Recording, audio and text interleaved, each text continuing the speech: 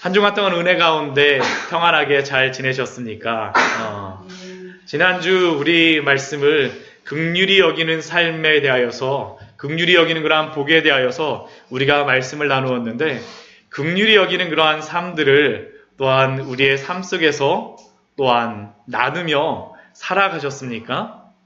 오늘은 팔복의 말씀 중에 청결한 자의 복과 화평케 하는 자의 복에 대하여서 나누게 될 것입니다. 앞에 우리 그림에 보게 되면, 우리, 무슨 그림 같습니까, 여러분들? 닭이 먼저냐? 달걀이 먼저냐? 네, 뭐 이런 질문들 많이 하는데요. 닭이 먼저입니까? 달걀이 먼저입니까? 닭이 먼저인가요? 달걀이 먼저인가요? 네, 성경적으로 보게 되면, 닭이 먼저일 겁니다. 닭이 먼저입니다. 그런데 요즘 같은 경우에는 물론 이 질문을 하였던 것은 고대 철학자들이 원인과 결과에 대하여서, 인과관계에 대하여서 질문하기 위하여서 닭이 먼저냐 달걀이 먼저일 것이냐라고 질문하였었는데, 아마 요즘 같은 경우에 요즘 과학의 그러한 시대, 또한 학교에 배운 학생들은 닭이 먼저냐 달걀이 먼저냐 이렇게 얘기하게 되면 시조새가 먼저라고 이야기하는 사람들이 혹시 있을지 모르겠습니다.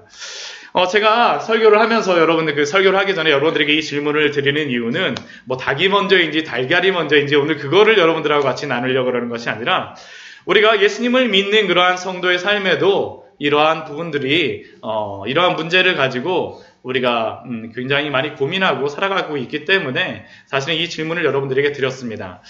밑에 제가 이것에 대한 그러한 질문인데, 제가 여러분들에게 드리고 싶은 것은 성도에게 있어서는 의롭게 행하는 것이 먼저입니까? 아니면 의롭게 되는 것이 먼저입니까? 구원을 받기 위하여서 우리가 의롭게 행하여야 됩니까? 아니면 의롭게 구원을 받은 사람들이 거룩하게 의로운 삶을 살아갈 수가 있습니까? 무엇이 먼저입니까? 당연히 우리가 교회를 다니고 그런다면 의롭게 되는 것, 우리가 구원을 받는 것이 먼저이다라고 우리는 대답합니다. 기독교는 결코 의롭게 행함으로 구원을 받는 종교가 아닙니다.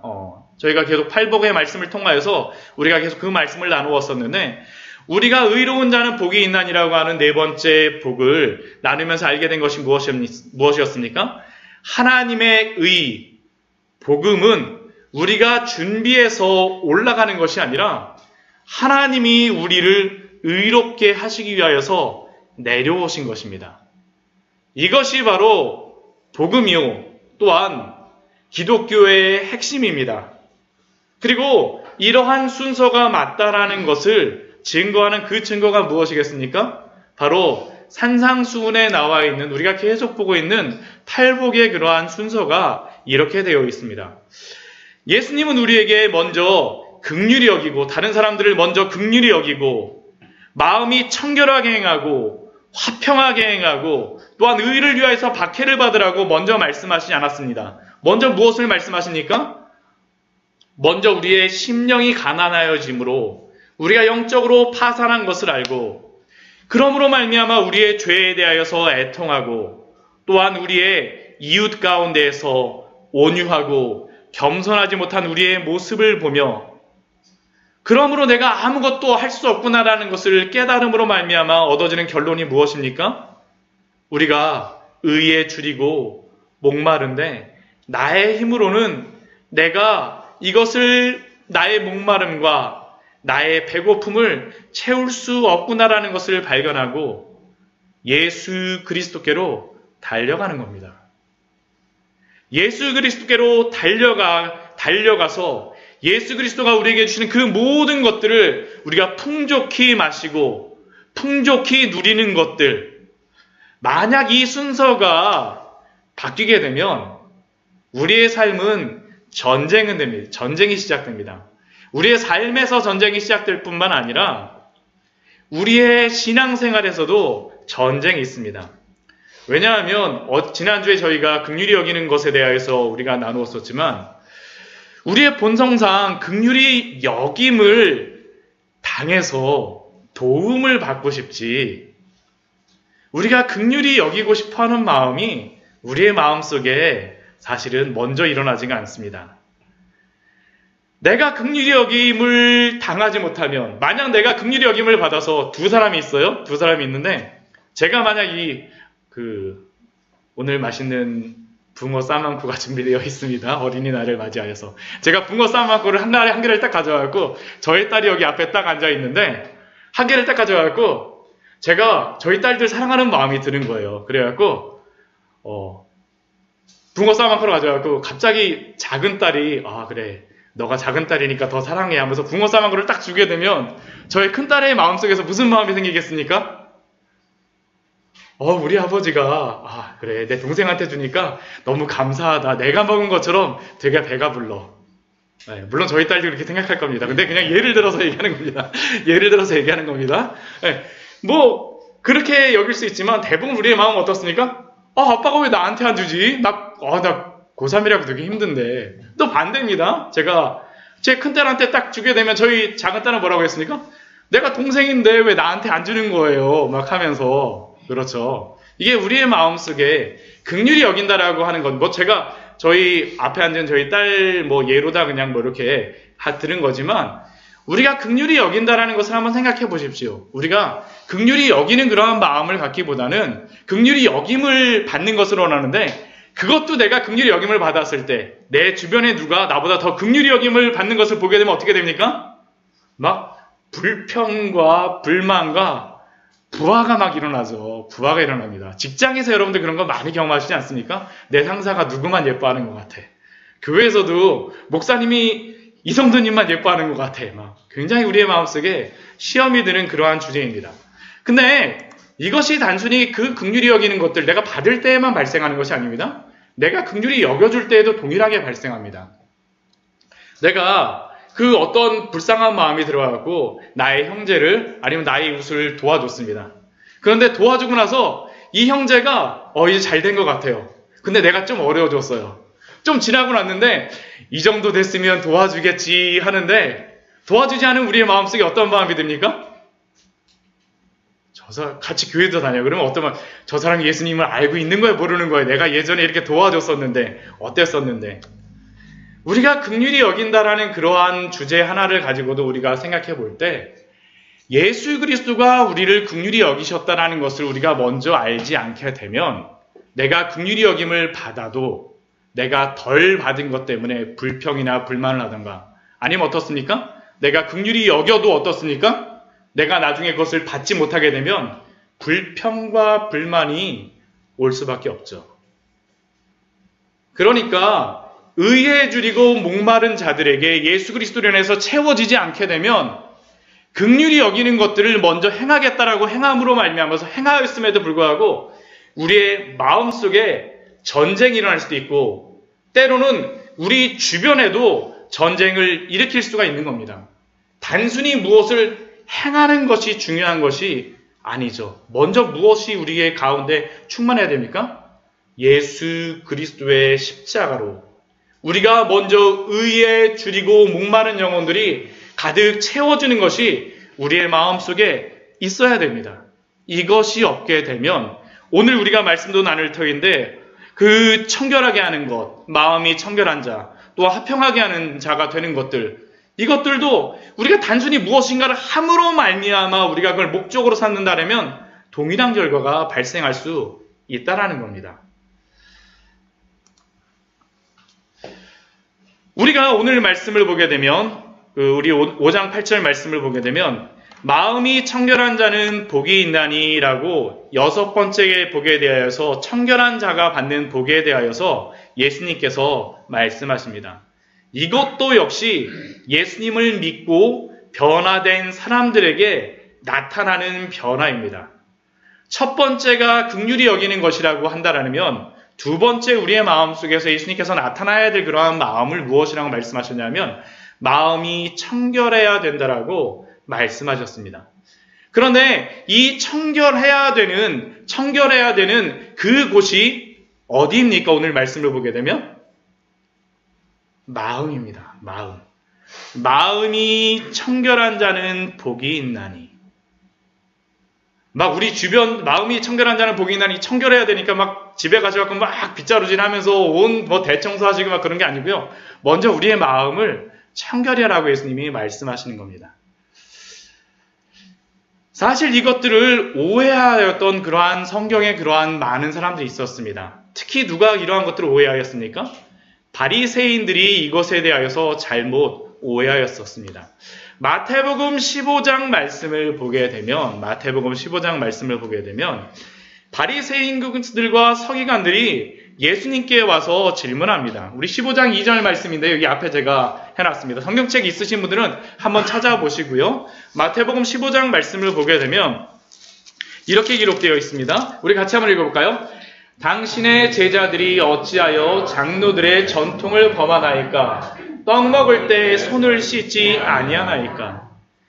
장로들의 제자들의 그러한 것을 가지고 바리새인과 이 서기관들이 와서 예수님께 질문하는 겁니다.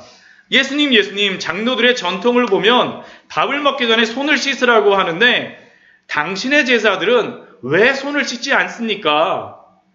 그런데 그러한 자들을 향하여서 예수님의 답변이 무엇입니까? 제가 길어서 적어놓진 않았지만 마태복음 15장 7절 말씀을 보면 그들에게 뭐라고 말씀하시냐면 외식하는 자들아 라고 말씀하십니다. 외식하는 자들아. 왜 이들이 외식하는 자들입니까? 15장 8절 말씀을 보면 이 백성이 입술로는 나를 공경하되 마음은 내게서 멀도다. 즉 겉으로는 나를 믿는 것처럼 경건하게 장로들이 손을 씻으라고 했으니까 누구보다도 먼저 갖고 제일 앞에 갖고 먼저 막 손 씻고선 밥 먹는데 마음은 어떤 것입니까? 하나님으로부터 예수 그리스도로부터 멀다라는 겁니다. 마음이 청결하지 않다라는 겁니다. 그러면 그들의 마음에 있었던 것은 무엇입니까? 마태복음 15장 19절 말씀을 보면 그들의 마음에 이러한 것들이 만약 마음을 청결하게 하자면 이러한 것들이 나온다라고 이야기합니다. 마음에서 나오는 것은 악한 생각과 살인과 간음과 음란과 도둑질과 거짓 증언과 비방이니 즉 그들은 겉의 모습만 경건하게 하는 것만 신경을 쓰고 청결하게 하고자 했는데 그 마음속에서는 날마다 이러한 악한 것이 날마다 나온다라는 겁니다. 살인하고자 하는 마음들, 악한 생각들, 간음하고자 하는 마음들, 음란함들. 그들은 손만 씻었지 그 마음을 씻지 않았다라고, 그러므로 그들이 외식하는 자라고 예수님은 말씀하십니다. 그런데 예수님을 믿고 참되게 거듭난 사람들, 그 사람들에게는 어떠한 변화가 일어납니까? 마음이 변화가 됩니다. 마음이 청결해지는 거죠. 내가 예수님을 믿는다라고 하면서도, 구원받았다라고 하면서도 동일한 악한 생각, 음란한 것들, 특히 이 시대는 음란함의 천국 아닙니까? 음란함이 판을 치는 세대들, 세상, 인터넷에서 온갖 악한 음란물들과 그러한 환경들, 만약 우리가 우리의 마음으로 계속 그러한 것들을 예수님을 믿는다라고 하면서도 계속 그러한 악한 생각과 그러한 음란함들, 이러한 여러 가지 악한 것들을 계속 추구하고 있다라고 하면 우리는 회개해야 합니다. 회개해야 합니다. 이 마음을 그러면 청결하게 어떻게 할 수 있겠습니까? 어떻게 우리의 마음을 우리가 청결하게 할 수 있겠습니까? 회개해야 되는 거죠. 회개. 심령이 가난하고 애통하는 것을 한 번만 하는 것이 아닙니다. 계속 반복해야 됩니다. 평생 우리가 해야 될 것이 회개입니다. 그리고 그러한 악으로부터 우리는 끊어내야 됩니다. 회개하고 끊어내야 돼요. 제가 우리 팔복에 대해서 첫 번째 복서부터 네 가지의 복은 우리가 의롭게 되어지는 것, 예수 그리스도를 믿음으로 말미암아 의롭게 되어지는 그러한 복, 이것은 칭의에 대한 그러한 교리를, 우리를 의롭게 하심에 대한 그러한 교리라고 한다면 이 다섯 번째서부터 마지막까지는 이 복은 어떠한 복과 관련이 있는 거냐면 우리의 삶이 거룩하게 되는 것과 관련이 있습니다. 거룩하게 되는 것. 이 거룩하게 되어지는 것을 신학적으로 무엇이라고 이야기하냐면 성화라고 이야기합니다. 성화. 우리가 거룩하게 살아야 된다는 거예요. 그런데 이 성화에 대한 그러한 그 교리에서 중요한 것이 두 가지가 있습니다. 중요한 것이 두 가지가 있어요. 첫 번째는 무엇이냐 하면 죽이는 것이고 두 번째는 살리는 것입니다. 성화에서 중요한 것이 첫 번째가 무엇이라고요? 죽이는 것이고 두 번째는 살리는 겁니다. 갑자기 목사님이 죽이라고 그러니까 뭔가 이게 갑자기 섬뜩한 마음이 드실지 모르겠는데요. 이 죽인다라는 것은 무엇이냐 하면 나의 악한 생각들, 나의 죄악들, 나의 죄들은 어떻게 합니까? 죽여야 되는 것들입니다. 죽여야 되는 것들이에요. 어떻게 죽입니까? 회개해야 되죠. 회개함으로 말하면 날마다 예수 그리스도의 십자가 앞에서 날마다 이러한 모든 것들을 다 죽이기 위해서 우리가 회개해야 합니다. 여러분들 한번 곰곰이 한번 생각해 보십시오. 제가 여러분들에게 뭐 답변을 원하진 않겠습니다. 여러분들 지금 우리의 마음속에서 가장 먼저 없애야 될 그러한 죄, 죽여야 될 그러한 죄가 무엇입니까? 한번 곰곰이 한번 생각해 보십시오. 이건 사람마다 다 틀립니다. 다 틀린데 여기서 한번 곰곰이 한번 생각해 보십시오. 여러분들이 지금 예수 그리스도의 그 십자가 앞에서 여러분들이 그 마음을 청결하게 하기 위해서 여러분들이 직면해야 될, 여러분들이 회개해야 될 그러한 죄가 무엇입니까? 음란입니까? 악한 마음입니까? 미워하는 것들입니까? 그러한 것들에 대해서 회개해야 됩니다. 그리고 우리가 두 번째로 행해야 되는 것이 무엇입니까? 살아나야 되는 거죠. 살아나야 되는 겁니다. 누구와 같이 살아야 되겠습니까? 예수 그리스도와 함께 살아야 되는 겁니다. 성화가 된다는 것은 다른 것이 아닙니다. 예수 그리스도와 함께 십자가에서 우리가 죽고 예수 그리스도가 부활하신 것처럼 우리도 부활하는 것이 바로 성화입니다. 성령과 함께 살아가는 겁니다. 죄를 회개하고 죄를 끊어냈다라면 우리의 마음은 거룩한 것들로 채워야 합니다.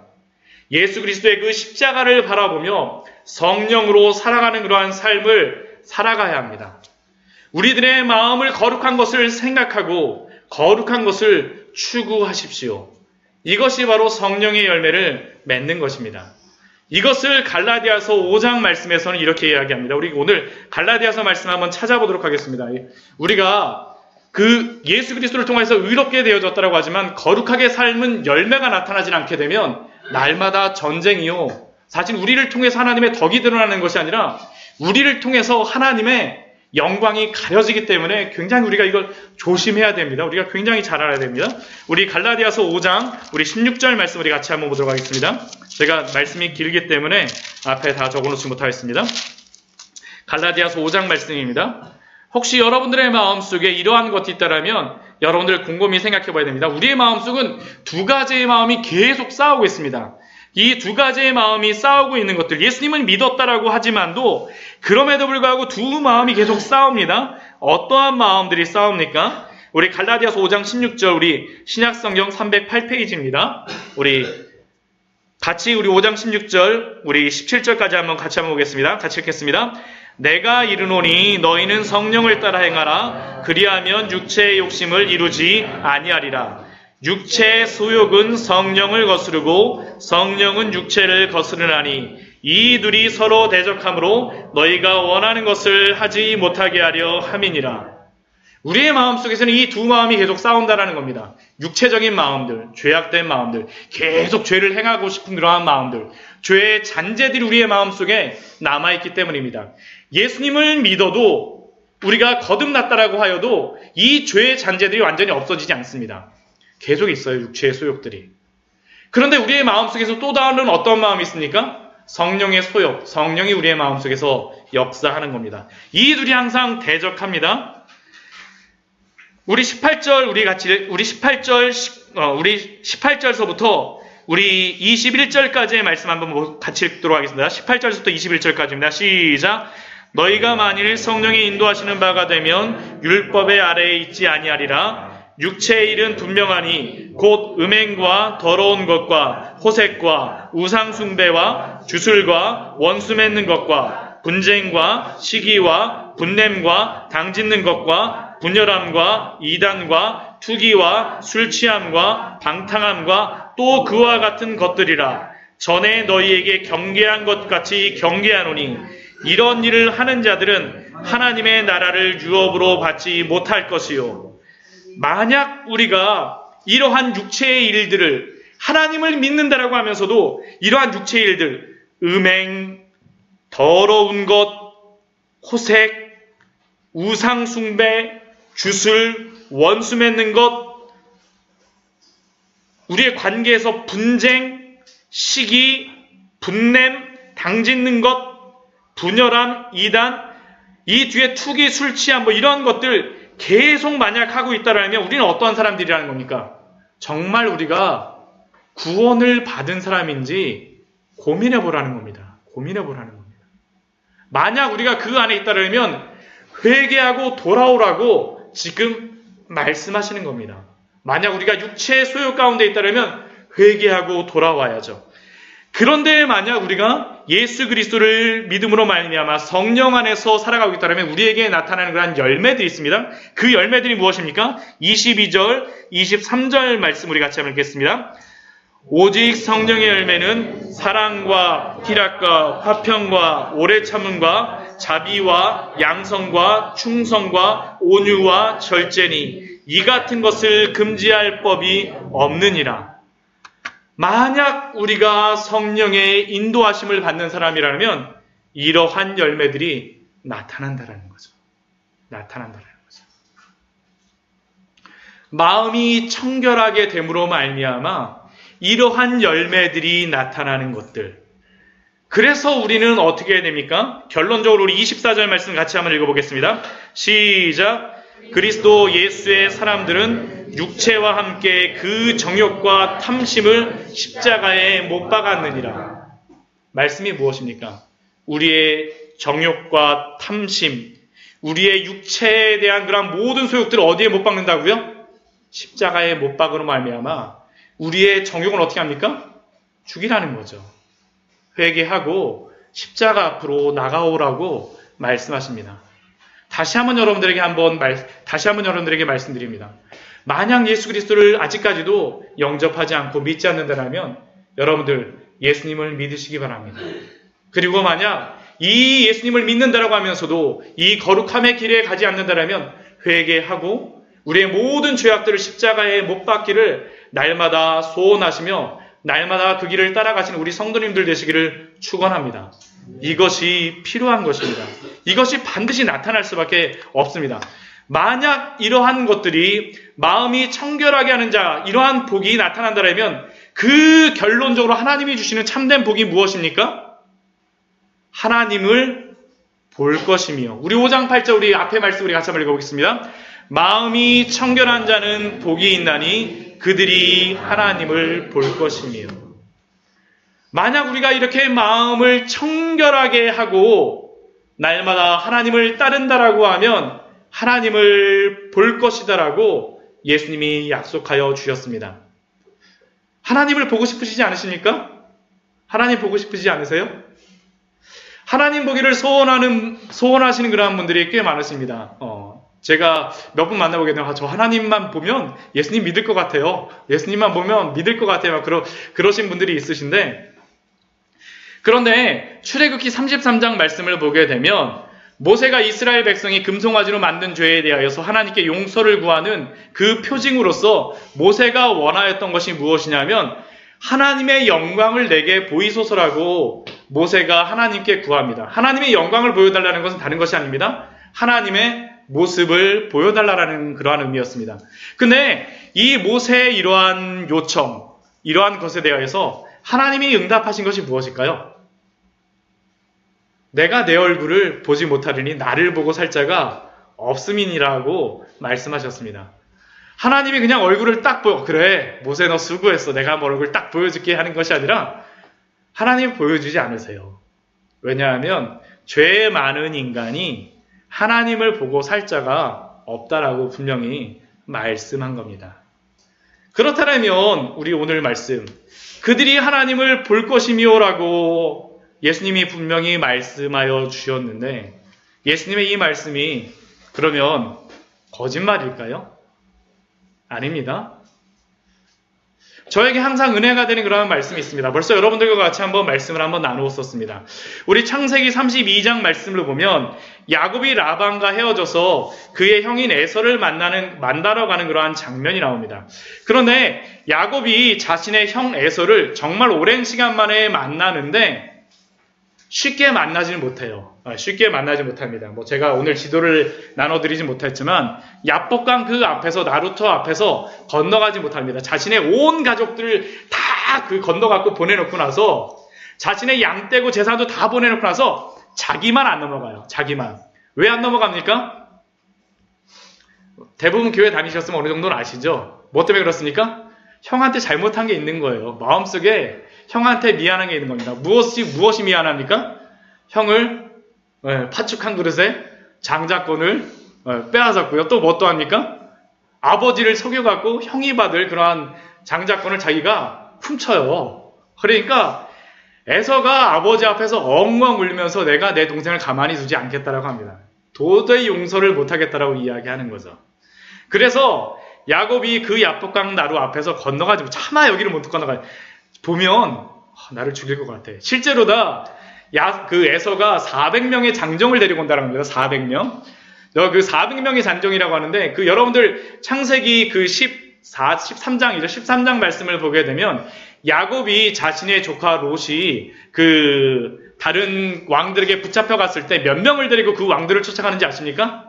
318명을 데려가요. 한 300명 정도를 데려갑니다. 근데 에서가 400명을 데려온다는 것은 무엇이에요? 이 시대로 따지면 나라와 나라끼리 전쟁할 인원 자신이 아는 사람들 다 데려온다는 겁니다. 그러니까 이 얘기 딱 듣고 나니까 나 죽었구나.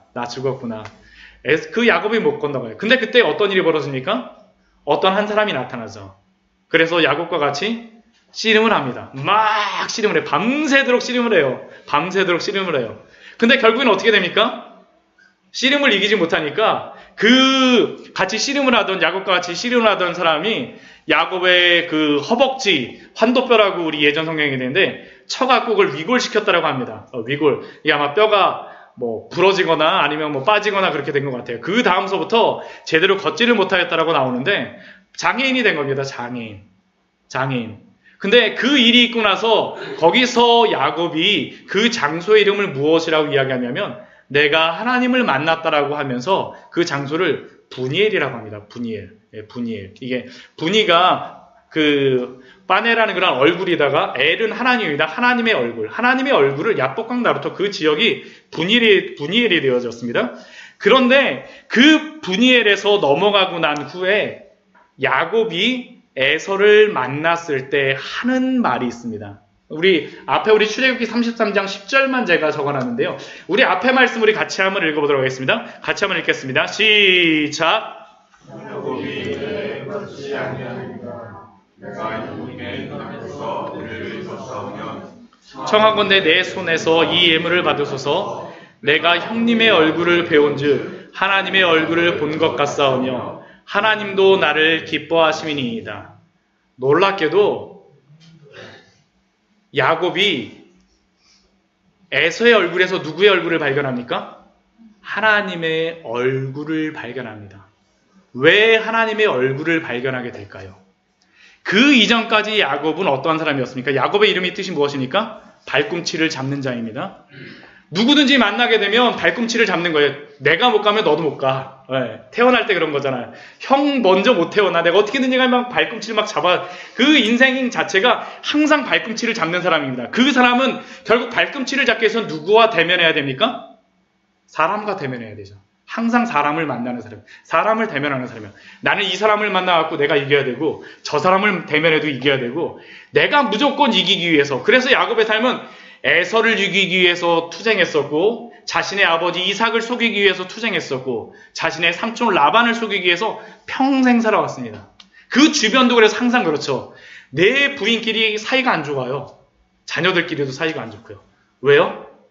사람 발꿈치 잡는 그러한 가정이에요. 발꿈치 잡는 가정. 그런데 그 야복강 나루토에서 그가 만나고 나서 변한 것이 무엇이었습니까? 하나님의 얼굴을 만나게 되죠. 그러고 나서 야곱의 이름을 무엇으로 하나님께서 변화시켜 주십니까? 이스라엘. 이스라엘의 의미가 무엇입니까? 하나님과 싸우다라는 의미입니다. 하나님과 싸우다. 하나님과 싸우려면 어떻게 해야 됩니까? 하나님을 대면해야 되죠. 왜 이스라엘이라고 했습니까? 이제 너가 더 이상 사람과 대면하고 싸우는 것이 아니라 누구랑 대면하라는 겁니까? 하나님과 대면하라는 겁니다.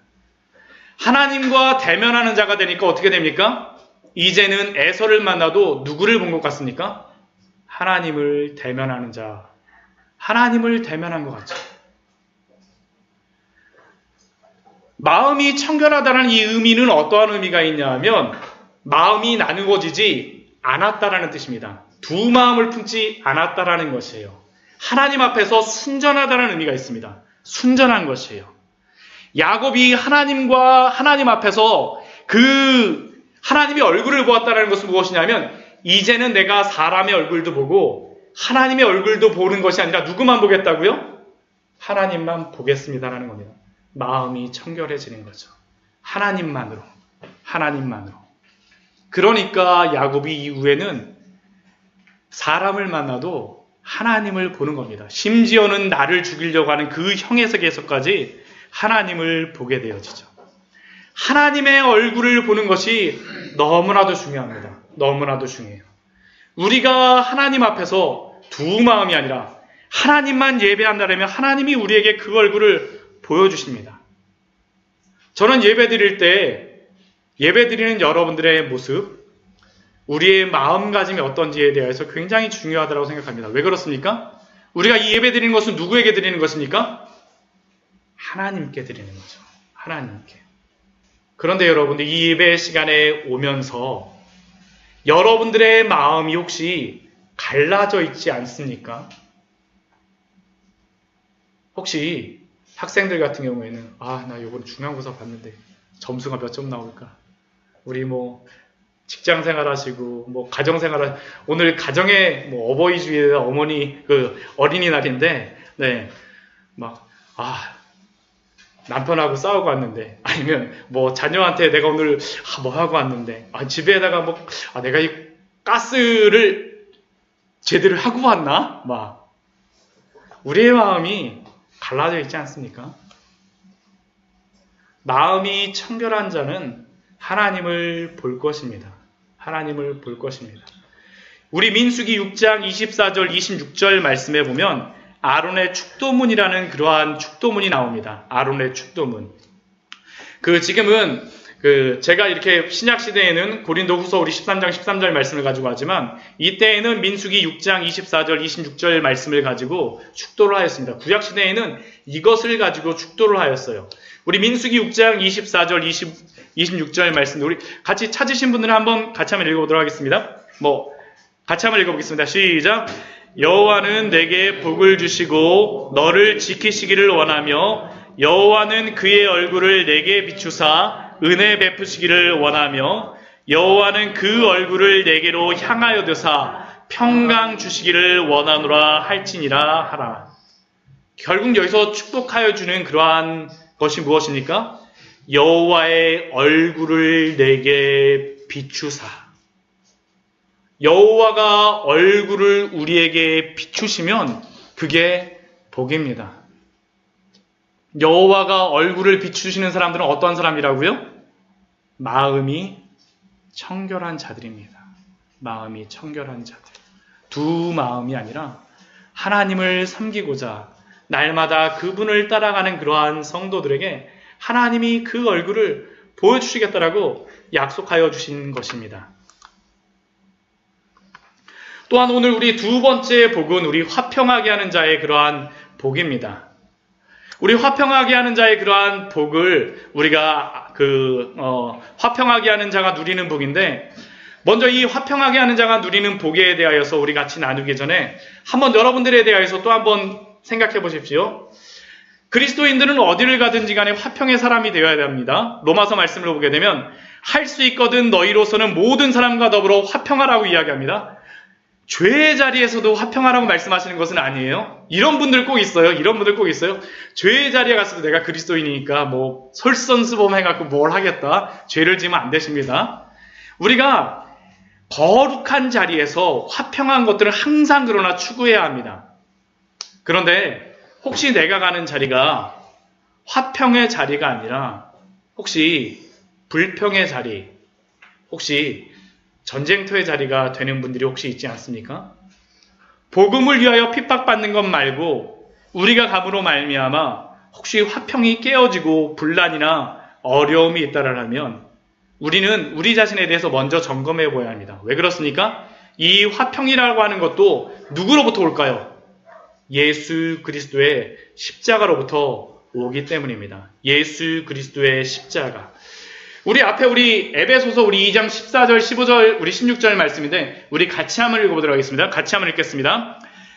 그는 우리의 화평이신지라 둘로 하나를 만드사 원수된 것 곧 중간에 막힌 담을 자기 육체로 허시고 법조문으로 된 계명의 율법을 폐하셨으니 이는 이 둘로 자기 안에서 한 새 사람을 지어 화평하게 하시고 또 십자가로 이 둘을 한 몸으로 하나님과 화목하게 하려 하심이라. 원수된 것을 십자가로 소멸하시고. 누가 우리의 화평이 되어 주셨습니까? 예수 그리스도가 우리의 화평이 되어 주셨습니다. 그래서 둘을 하나로 만들었다고 합니다. 이 둘은 누구이냐 하면, 제가 에베소서 말씀을 여러분들과 다 같이 나누면 좋겠지만 이 둘은 누구이냐면 유대인과 또한 이방인들입니다. 유대인들은 하나님을 알았다라고 하는 그러한 사람들이고, 이방인들은 누구입니까? 다시 예수님을 믿게 되어진 그러한 사람들입니다. 그런데 이 두 사람이 어떻게 되냐면 누구 안에서 하나가 되어지는 것이에요? 예수 그리스도 안에서 하나가 된다는 거죠. 예수 그리스도 안에서 하나가 됩니다. 왜 그렇습니까? 중간에 막힌 담을 자기 육체로 허시고, 예수 그리스도가 십자가의 죽으심으로 말미암아 그 예수님께서 십자가에서 죽으셨을 때 일어난 사건 중에 한 가지가 무엇이었습니까? 성전의 휘장이 갈라집니다. 그것이 무엇입니까? 예수 그리스도의 그 십자가를 통하여서 이제는 그 성소 안으로 들어갈 수가 있다라는 겁니다. 그 성소 안에 무엇이 있었습니까? 지성소가 있습니다. 지성소. 그 지성소 위에 있는 게 무엇이었습니까? 로마서 3장 25절 말씀, 우리 그 네 번째 복에서 우리 이야기했었죠. 무엇이었습니까? 언약궤가 있었죠. 언약궤. 시온소가 있습니다. 근데 그 언약궤에 그 뚜껑이 있습니다. 뚜껑. 예, 속죄소라고 이야기합니다. 속죄소가 있는데 그 속죄소를 또 무엇이라고 이야기하냐면 그 로마서 3장 25절 말씀에서는 화목제물이라고 이야기합니다. 왜 그것이 화목제물이 되어집니까? 그 속죄소 위에 예수 그리스도의 피가 뿌려지는 겁니다. 예수 그리스도의 그 피가 뿌려진 그 속죄소를 보고 넘어간다라고 하셨는데, 대제사장들만 오직 그곳에 가고 이스라엘 사람들만 그 용서함을 받았었는데, 예수 그리스도가 죽으심으로 말미암아 이제 누구도요? 우리도 구원을 받았다라는 겁니다. 예수 그리스도 안에서 유대인이나 이방인이나 둘로 하나를 만드셨습니다. 그래서 16절 말씀을 보면 십자가로 이 둘을 한 몸은 한 교회입니다. 하나님과 화목하게 하려 하심이라. 우리는 그래서 모두 하나님과 화목된 자가 되었습니다. 그렇기 때문에 우리는 화평할 수가 있습니다. 왜요? 예수 그리스도 안에서 한 교회가 되어진 자는 하나님과 화평하고 또한 우리의 이웃과도 어떻게 됩니까? 화평합니다. 만약 화평하지 않으면 무엇이라는 의미입니까? 한 교회가 아니거나 아니면 조금 병이 들었거나 그러한 의미이죠. 그러니까 우리가 예수 그리스도의 그 십자가로 돌아가면 우리가 화목함, 화평함이 나올 수밖에 없습니다. 이것이 당연한 것이에요. 당연해요. 그러니까 예수 그리스도의 십자가로 돌아가야 되죠. 그러면 우리의 이웃과의 그런 화평도 우리가 자연스럽게 나올 수 있다라고 성경은 우리에게 말씀하여 주는 겁니다. 그런데 제가 이 말씀을 하면서 사실은 제가 이 말씀을 여러분들과 나눌까 말까 고민을 많이 했었습니다. 여러분들은 예수 그리스도를 통하여서 지금 화평케 된다는 건 우리 주변의 교회입니다.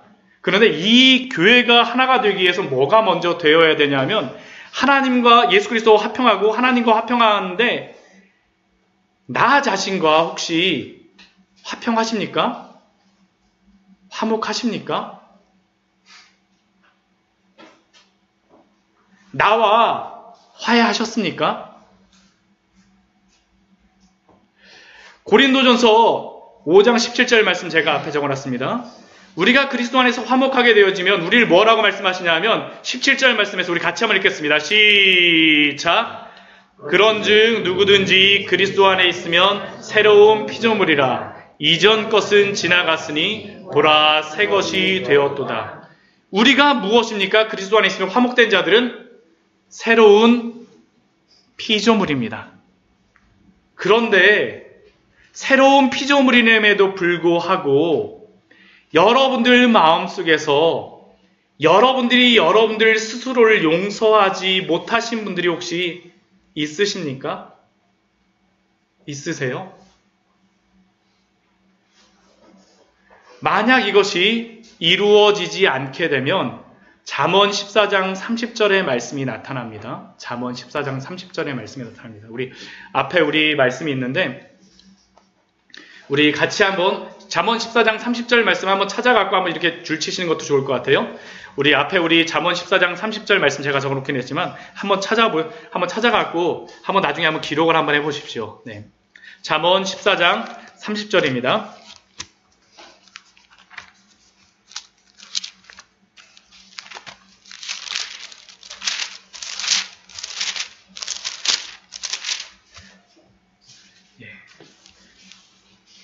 같이 한번 읽겠습니다. 잠언 14장 30절 926페이지입니다. 제가 가진 성경으로는. 같이 읽겠습니다. 평온한 마음은 육신의 생명이나 시기는 뼈를 썩게 하느니라. 아멘. 이 말씀이 무엇입니까? 시기를 하는 것은 누구에게 시기를 하는 것입니까? 내 주변 사람에게 시기를 합니다. 내 주변 사람에게 시기를 해요. 미워하는 겁니다. 화평하지 못한 겁니다. 근데 문제는 뭐냐면 내가 내 주변 사람과 화평하지 못하였는데 그 결과는 무엇으로 나타납니까? 내 뼈가 썩는 것으로 나타납니다. 내 뼈가 썩어요. 여러분들이 누구를 굉장히 미워하고 화평하지 못하게 되면 내 뼈가 썩습니다. 왜 내 뼈가 썩을까요, 여러분들? 왜 내 뼈가 썩을까요? 물론 상대방에 대하여서 시기하고 불평하고 원망하는 마음이 있지만 근본적으로는 어떻게 하는 겁니까? 저 사람이 그렇게 시기하고 있는 그 마음속에는 나의 마음속에 무엇이 있는 겁니까? 열등감이 있는 거예요. 아직 내가 하나님과 화해하지 못한 겁니다. 그러니까 그 사람을 보면서 어떻게 합니까? 계속 시기를 하는데 잠도 못 자고 맨날 시기를 하고 원망하고 불평하는데 누구의 뼈가 썩습니까? 내 뼈가 썩고 있는 거예요. 내 뼈가. 여러분들 하나님과 화해하시기를 먼저 하시기 바랍니다. 그리고 여러분들이 화해해야지만 그러한 것들이 주변에 드러날 수밖에 없습니다. 여러분들 뼈가 썩지 않아요. 우리의 뼈가 썩지 않아야지만 화평할 수가 있는 거죠. 여러분들의 열등감들, 여러분들의 마음의 문제들 예수 그리스도의 십자가 앞에 가져가십시오. 그리고 그 앞에서 해결하십시오. 그리고 그 주변의 사람들에게 평화를 전하시기 바랍니다. 만약 이렇게 우리가 이 화평한, 이 평안한 마음을 우리가 하게 되면 그 주어지는 그런 복이 무엇입니까? 5장 9절 말씀에 보게 되면 화평하게 하는 자는 어떤 복이 있습니까? 하나님의 아들이라 일컬음을 받을 것이다라고 말씀합니다. 하나님의 아들이 되어집니다. 하나님의 아들. 누가요? 네, 우리가 하나님의 아들이라 일컬음을 받습니다. 근데 이 말씀, 우리 마태복음 5장 8절과 9절의 말씀을 이 한 절로 다 우리 요약할 수 있는 것 같아요. 우리 히브리서 12장 14절 말씀으로서 한 절로서 요약을 할 수 있습니다. 우리 히브리서 12장 14절 말씀 앞에 있는데 우리 찾으실 분들은 찾으시고요. 우리 한번 같이 한번 읽어보도록 하겠습니다. 시작! 모든 사람과 더불어 화평함과 거룩함을 따르라. 이것이 없이는 아무도 주를 보지 못하리라. 아멘. 우리 히브리서 12장 14절 말씀은 무엇이라고 합니까? 모든 사람과 더불어 화평하라. 모든 사람과 더불어 거룩함을 따르라라고 말씀하시죠. 거룩함을 따르라는 것은 무엇이겠습니까? 마음이 청결한 것이죠. 마음이 청결하지 않으면 우리가 하나님을 볼 수 있을까요? 볼 수가 없습니다. 우리가 화평하지 않게 되면 어떤 일이 발생할까요? 우리가 만약 화평하지 않다면 우리가 하나님의 아들이라 일컬음을 받을 수 있을까요? 받지 못합니다. 그러면 어떤 일이 벌어질까요? 하나님의 얼굴을 우리를 통하여서 보여주는 겁니다. 근데 여러분들이 화평하게 하는 자가 되지 않으면 어떻게 됩니까? 하나님의 아들으로 일컬음이 받지 못하게 되면 주님을 보지 못하게 되는 거죠. 이해가 되십니까? 모든 사람과 더불어 화평함과 거룩함을 따르라. 만약 우리가 화평함과 거룩함을 따르지 않는다면, 우리가 거룩함을 따르지 않으면 우리가 하나님을 못 볼 것이요, 우리가 화평함을 따르지 않게 되면 우리를 통해서 우리의 주변의 사람들이 하나님을 보지 못하게 되어질 것입니다. 말씀을 마무리하도록 하겠습니다. 말씀이 우리 여러 가지 말씀들 여러분들과 나누었지만 예수 그리스도를 믿고 의롭게 된 자들에게는 마음이 청결하며 거룩하게 하는 것들이 반드시 나타나게 되어 있습니다. 또한 화평하게 하는 복도 드러나게 되어 있습니다. 그러한 여러분들 삶의 거룩함을 통하여서, 화평함을 통하여서 여러분들이 하나님의 얼굴을 보시는 축복이 있기를 축원합니다. 또한 여러분들이 화평하게 행함으로 말미암아서 여러분들을 통하여서 하나님의 영광이 드러나는 그러한 축복이 있기를 축원합니다. 바로 우리가 하나님의 안에 있을 때 이러한 사람들이 될 수 있음을 오늘 말씀에서 우리에게 알려주고 있습니다. 우리 같이 기도하도록 하겠습니다.